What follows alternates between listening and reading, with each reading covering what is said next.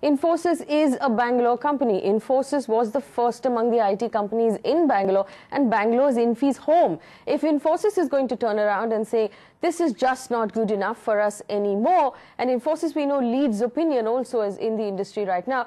See, I want you to also think about the fact that at a point when we're considering smart cities in this country, Bangalore should have been right on top in that list of smart cities, but it isn't even being considered.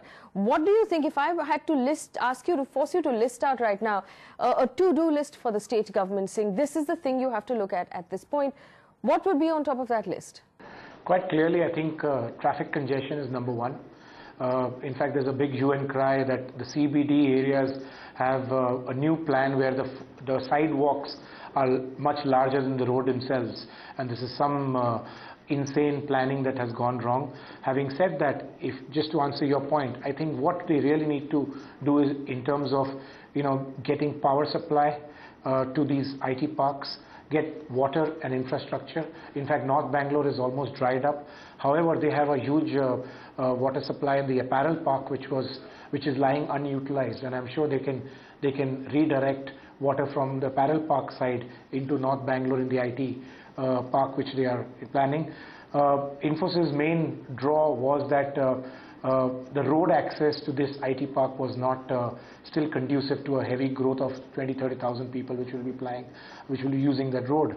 But the government has had several problems in terms of road acquisition with regard to land acquisition, which has slowed down the entire process of infrastructure. But having said that, it's not that the government hasn't woken up. Infosys is a loud enough voice in the city, and along with Infosys there are several more companies who are keen to go into this area, provided the government gets better connectivity from the city. And I think government can definitely pull the strings up. If you remember, way back in 2008 when the Bangalore International Airport opened, overnight the government swung into action and had more than 100 buses flying from the city to the airport.